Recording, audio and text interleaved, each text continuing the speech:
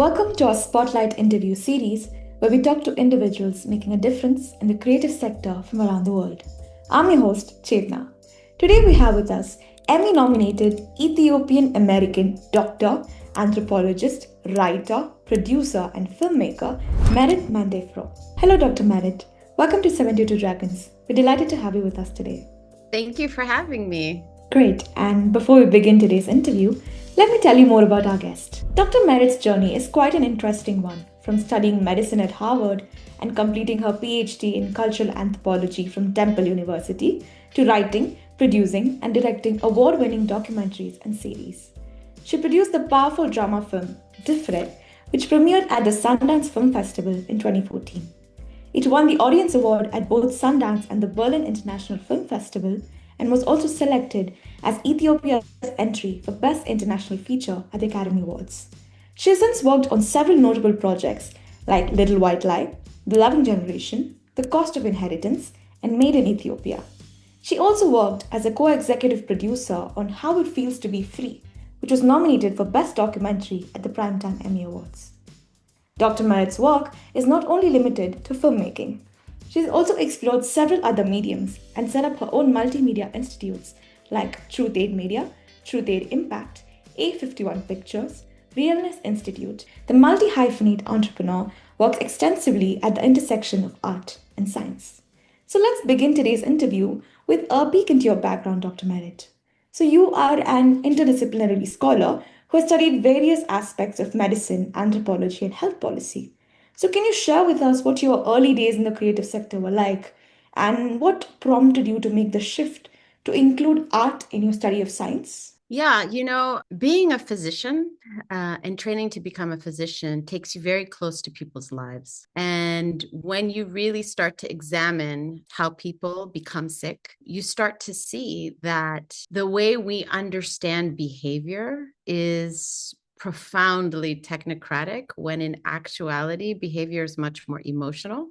You know, you just have to think about it in your own life. Like if you've ever tried to start exercising more or eating vegetables or stopping smoking, there's a lot of information about how to do that, but when it comes to actually putting it into practice, there's a lot of other factors that are profoundly cultural, actually. And so that's how I got into it, is realizing, oh, wow, reasons that contribute to people's health, the forces that shape that are far more cultural than they are like an information gap, if you will.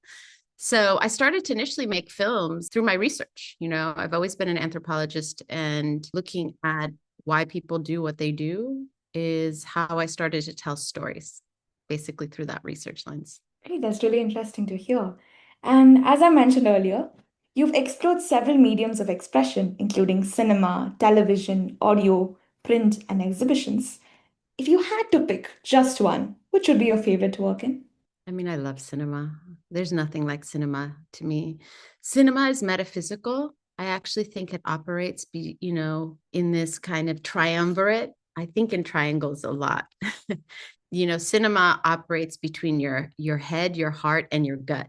Your nervous system, your mind, and your heart. And I think for that reason, I love it the most as a medium. It's also something you have to do together with a lot of people. And I really like working collectively. I've always liked working collectively. And so I think that's also very special about cinema. So it's probably my favorite of it all. Great. And Dr. Merritt, I want to ask you about your approach to the world of entertainment. So, in your TED Talk, you mentioned that you strongly believe creative industries have the power to shift the world. You also share that your mission remains the same across all your studio projects, which is to produce the future one story at a time. So, could you share your thoughts behind this mission? Yeah, I think change happens through the stories we tell. I think we create our realities more than we actually realize, and that a great deal of our solutions first begin with turning inside of ourselves and doing some inner work. I think you have to go inside of yourself if you want to change anything. And so I think that's where stories operate. And I think the stories we tell about life shape how we think about it, what we think is possible. And that is why I think it's so connected to transformation for me. You know, as a doctor, I initially thought, okay, heal people, help them figure out how to change. But the more I looked at people's lives, I realized, oh, they're navigating systems that were really not set up for people to be healthy, you know? So how do we start to address that? How do we start to look at the environment and think through the different stories we need to tell for people to understand where the locus of power lies in their lives and in their ability to change? So a lot of words, I should say, but lately I'm thinking a lot more of my work. I used to say one story at a time. I now think of it as one collaboration at a time, you know, because I really think the lasting change is being done by small, mighty teams of people. You know, it's no one doing anything by themselves. And so I have a lot of collaborative relationships, partnerships. It's how I do most of my work. So I think of it now as one collaboration at a time. Similar to what you mentioned, I came across a term when I was reading about you, and I want to ask you about it. So, this is audiovisual medicine. So, could you talk about this term and what it means to you? You could Yeah. also share your perspective in terms of your broader approach to social issues as a storyteller. Yeah, sure. Audiovisual medicine was how I described my body of work for a very long time because I do think stories are medicine. And I think we're living in an age, in the digital age, certainly now in the AI age, where the visual medium and audiovisual medium is so profound. You know, we're consuming audiovisual content, you know, 10 times. It's probably much more than that, actually. Magnitudes of order beyond what we do when it comes to reading anymore or words. So I do think it's the dominant way that we interpret the world now. It's through audiovisual content. I mean, I see it through my three children. I feel like they speak a completely different language than the one I grew up with.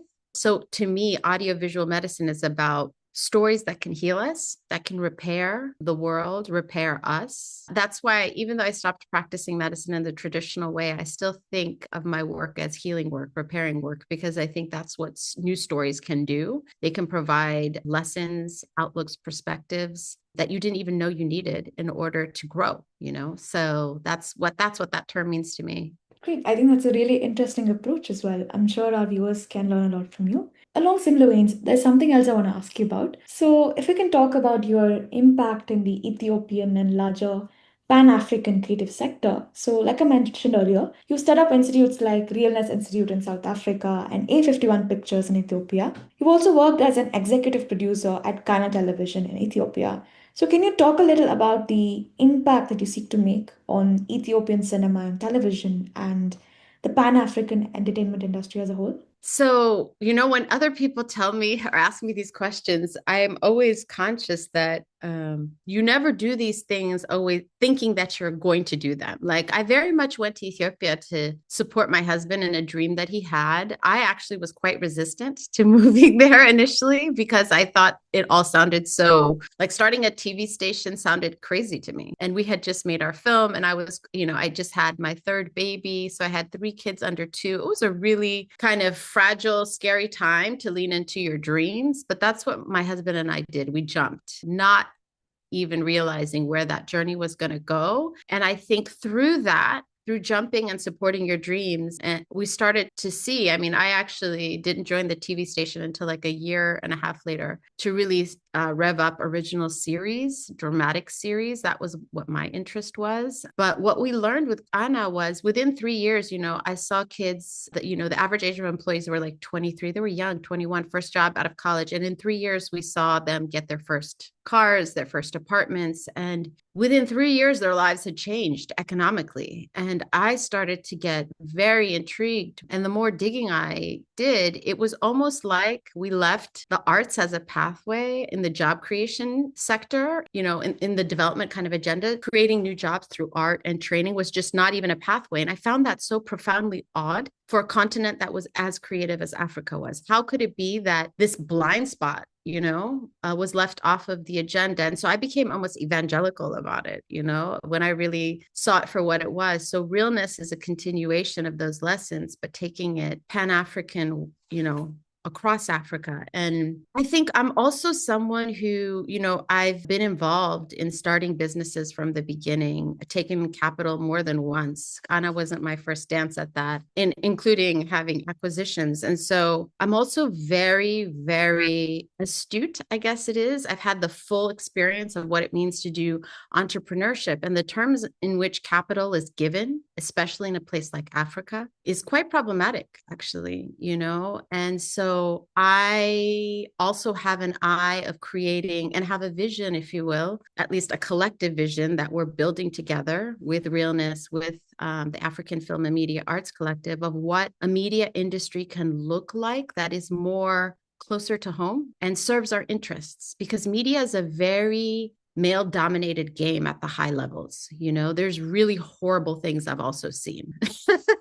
And I always tell people, I mean, look, Me Too, it's not lost on me that Me Too happens in media, right?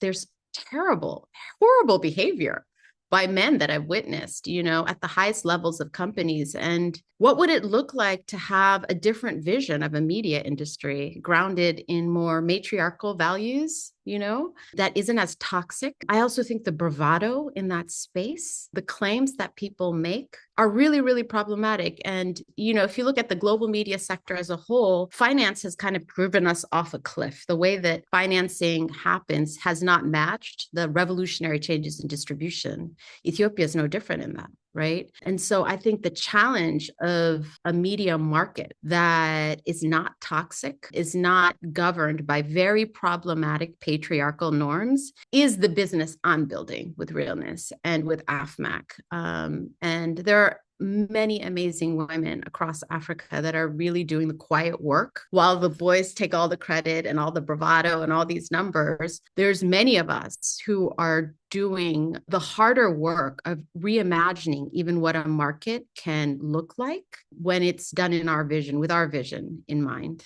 And also, I wanted to ask you about your upcoming projects. So far, we've heard a lot about the impactful projects that you've done till now. So, could you share something about your upcoming projects? Well, I'm producing my first podcast for FMAC, which I'm really excited about. Robin Cost Lewis will be hosting that. She's a National Book Award winning poet. Oh, and she was also part of a collective. I didn't mention her. She's also part of the inaugural AFMAC collective. So audio is a space I've been thinking about entering. So I'm excited. I'm also writing my first book. The title has not been set. Hopefully will be announced soon. And then I'm working on a new narrative feature film, Zarasan Berhana Mahari's third film, which has been in development for the last 2 years. So, and then 2 documentary projects that I'm excited about as well. So a full slate, as usual, of projects in addition to everything else I'm doing. Great. Thank you so much, Dr. Merit. And that brings us to the end of today's session. Again, thank you so much for sharing your valuable insights with us today. It's truly a source of inspiration, and we're excited to see what's coming next in your remarkable, diverse career. Thank you so much for having me. I think it's so important to have these conversations from all parts of the world. So I was really thrilled when you reached out. And I hope our audiences enjoyed today's session as much as we did. Thank you for watching, and stay tuned to our channel to hear more from individuals who are making a difference in global cinema.